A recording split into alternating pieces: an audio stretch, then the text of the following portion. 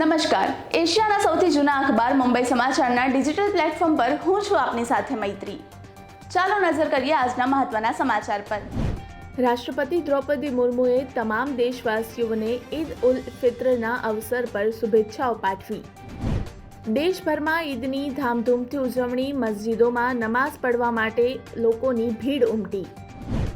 દિલ્હીમાં ચૈત્ર નવરાત્રિના બીજા દિવસે પ્રાર્થના કરવા માટે કાલકાજી મંદિરમાં ભક્તોની ભીડ જોવા મળી।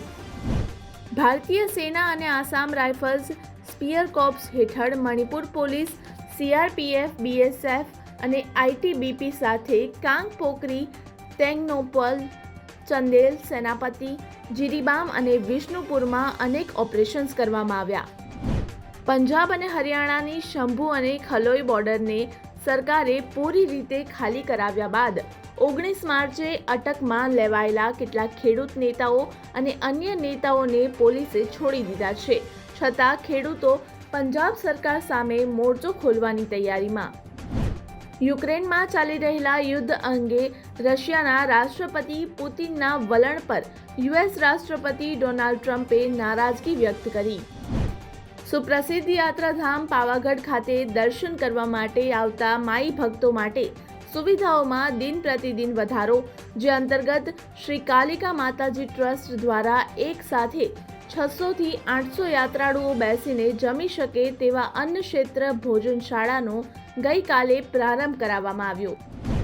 નર્મદાની પંચકોશી પરિક્રમાના પ્રથમ દિવસે 10,000 થી વધુ ભાવિકોએ પરિક્રમા પૂર્ણ કરી। 24 કલાક ચાલુ રહેલી આ પરિક્રમામાં આવેલા શ્રદ્ધાળુઓને સુરક્ષા પૂરી પાડવા માટે નર્મદા પોલીસે સુચારુ વ્યવસ્થા પૂરી પાડી। અમદાવાદ શહેર પોલીસ દ્વારા ઈદના તહેવાર અંતર્ગત ગત રાત્રે વેજલપુર પોલીસ સ્ટેશન તથા ઝોન 7 દ્વારા વેજલપુર જુહાપુરા વિસ્તારમાં સુરક્ષા જાળવવા માટે કામગીરી કરવામાં આવી। હવામાન વિભાગની આગાહી પ્રમાણે આજથી 3 એપ્રિલ સુધી એટલે કે સતત 4 દિવસ ગુજરાતમાં પવન સાથે કમોસમી વરસાદની આગાહી। આજે ગુજરાતમાં ક્યાંક હીટવેવની આગાહી છે તો ક્યાંક પવન સાથે માવઠાની આગાહી। આવા જ ઇન્ફોર્મેટિવ વિડીયોઝ માટે આપ જોડાયેલા રહો મુંબઈ સમાચારના ડિજિટલ પ્લેટફોર્મ સાથે।